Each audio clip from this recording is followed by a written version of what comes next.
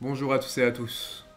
Nous sommes aujourd'hui réunis pour le jugement de Sean O'Malley, la fraude, le criminel qui va passer en cour d'appel. Son crime, simple, avoir gagné un combat qu'il a perdu. Gagner un combat qu'il a perdu, me direz-vous, n'est-ce pas contradictoire? C'est un oxymore, tout à fait. Car le champion actuel de la catégorie Bantamweight ne mérite pas son succès. J'accuse. Il ne mérite point la victoire qui lui a permis d'affronter Aljamain Sterling. Aujourd'hui, dans Judge Yan, nous revenons sur la fraude. Sean O'Malley. Nous revenons dans ce nouveau concept sur les erreurs d'arbitrage ayant impacté de manière significative le MMA et les combattants. Car, comme on dit, il faut rendre à César ce qui appartient à César, et une défaite volée, ce n'est jamais bon à prendre. Car la carrière d'un combattant se joue parfois à pas grand chose, et un rouge peut entacher la carrière d'un combattant à jamais. C'est pourquoi aujourd'hui nous tenions à rendre hommage à Petr Yan, injustement accusé de perte de combat face à Sean O'Malley lors d'une bataille disputée, mais dominée de la tête aux pieds par le petit russe. Nous allons sans plus tarder faire rentrer les accusés, qui sont au nombre de 3. Je parle bien entendu des juges censés être impartials, qui ont lâchement vendu ce combat et donné l'avantage à un combattant qui ressemble plus à un travelot sorti du Marais, un travesti sorti tout droit du Carnaval de Rio. Origine de sa femme d'ailleurs, qu'il partage sans nul doute avec l'un des juges, ou deux des juges, lui ayant donné la victoire. Le troisième juge, et fait assez rare pour un Italien, a fait preuve d'impartialité, car depuis 2006, ces gens-là ne sont pas dignes de confiance. Et, chose rare, Monsieur Vito Paolillo a donné la victoire à Petr Yan. Celui-ci est donc exempté de toute charge. La troisième personne qui du coup fera le courroux, qui subira le courroux et le jugement de Maître Yan, et non pas Petr Yan, sera Dana White. Dana White a vendu lâchement Petr Yan et l'a sacrifié pour pouvoir faire monter Sean O'Malley. Et ceci, messieurs, dames, ça s'appelle un délit de sale gueule. Et le délit de sale gueule est un délit. Alors certes, vous me direz qu'il s'agit d'un procès d'intention, et c'est tout à fait le cas. Car, à moins d'avoir moins 50 en correction à chacun de nos deux yeux, et d'avoir la même vue que René, il est impossible, je dis bien impossible, de donner ce combat gagnant à Sean O'Malley. Dana White a bafoué tous les principes de la morale et des codes d'honneur au profit de l'abondance financière. L'avarice est donc son péché et sera jugé par les cieux et par nous-mêmes.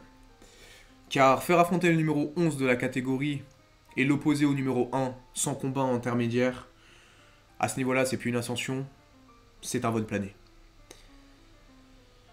Le combat en plus de cela était prévu en 3 rounds, sachant que généralement, un combat qui mène derrière un combat pour le titre se fait en 5 rounds.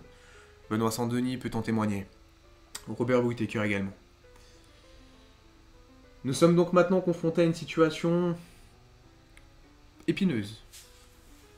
Et nous allons revisionner ce combat ensemble. Nous allons, ensemble, à nouveau, retourner dans les méandres de la route du temps. Alors, lors de ce combat, ça fut très disputé. Les deux acteurs se sont menés une lutte effarouchée, certes. Un combat qui, aux apparences, si l'on écoute uniquement les fans Twitter, qui a été assez disputé, dans les faits, il est vrai que plus de patates ont été échangées et ont touché du côté de Sean O'Malley. Mais lorsque l'on est grand et qu'on a l'envergure d'une grue, toucher plus quelqu'un qui fait 1m50, c'est ce que j'appelle la normalité. On paye son loyer, on boit de l'eau, on respire par le nez et la bouche, et lorsqu'on est plus petit, on touche moins souvent. Jusque-là, je n'invente rien. Ce sont des fondamentaux et des bases que même un enfant de 6ème pourrait comprendre. Si vous, derrière votre écran qui n'êtes point impartial, ne comprenez pas ce raisonnement, je peux vous inviter à prendre des cours de maths et des cours de bon sens. Ou alors à consulter l'Asile d'Arkham, qui actuellement offre des tarifs préférentiels plutôt intéressants. Bref, je m'égare et je me dois d'être impartial et d'être sérieux, car ce jugement est important. Donc nous allons faire le récapitulatif de ce qui s'est passé. Premier round, qui opposait les deux combattants. Selon moi, c'est impossible de le donner à Sean O'Malley. Et selon moi, et selon la Cour. Et la Cour, en tant qu'État français, nous le savons bien, ne commet aucune erreur. Au premier round, Petr Yan a plusieurs arguments lui permettant de gagner ce combat. Le premier, c'est la gestion de la distance et la pression qu'il a posée sur Sean O'Malley. Car oui, un plus petit a mis la pression.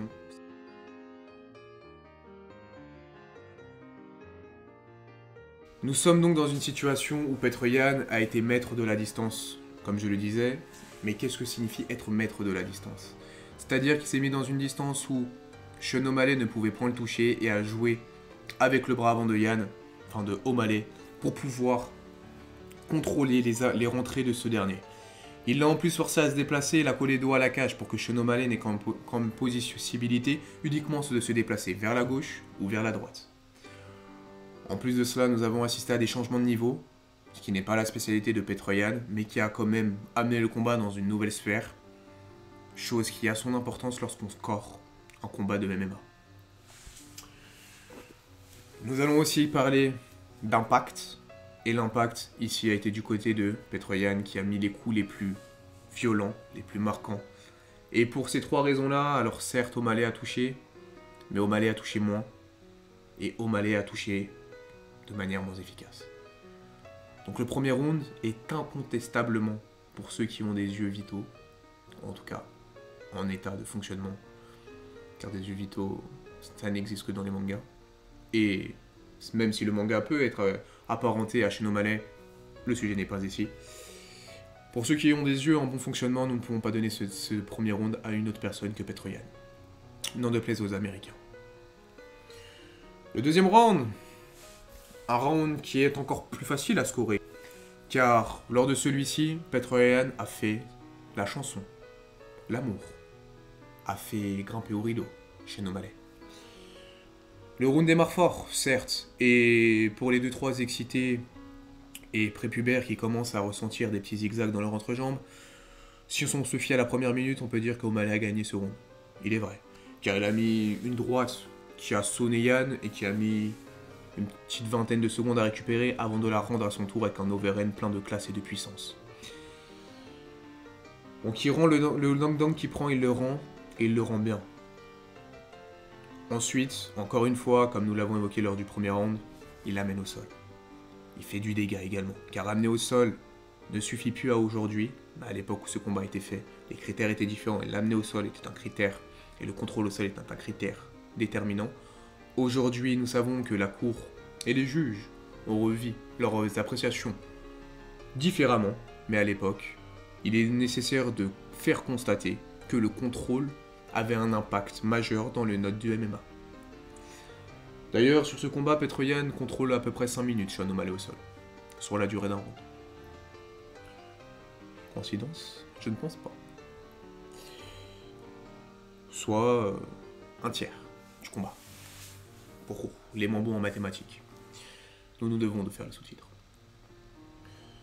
Au sol, le dégât a été fait, puisque Petr Yan ne s'est pas contenté uniquement de mettre au sol, mais également de taper pour mettre en difficulté Sean O'Malley. Donc le dégât est côté Yan, le contrôle est côté Yan, la domination est contre Yan, et côté Yan. Et puis, même si la Cour n'a pas pour vocation de juger l'impact psychologique, nous devons de vraiment prendre en compte tous les paramètres différents. Et sur une amenée au sol de Petr Yan au second round, nous voyons un magnifique balayage réalisé par ce dernier, que Sean O'Malley prend, et nous avons vu que son ego a été touché puisqu'il essaye de le rendre. Car prendre un balayage de la sorte n'est jamais très agréable, et que lorsqu'on a un ego surdimensionné qui se cache derrière les cheveux colorés de Sean O'Malley, le fait de vouloir le rendre dans l'instantané démontre que l'on a été piqué. Pour tous ces points, nous donnons donc le deuxième round en faveur de Petr Yan. Donc vous l'aurez bien compris, le premier round est pour Petr, le second round est pour Petr. Donc au troisième round, Sean O'Malley n'a d'autre choix que faire Petr Yan pour s'imposer. Lors de ce troisième, Donc nous avons scoré les 2 premiers rounds 19. Lors de ce 3e round, nous avons la victoire d'O'Malley, car celui-ci touche nettement plus. Il met un genou qui crée une ouverture à l'arcade. Petr Yan n'a jamais été autant touché de toute sa carrière.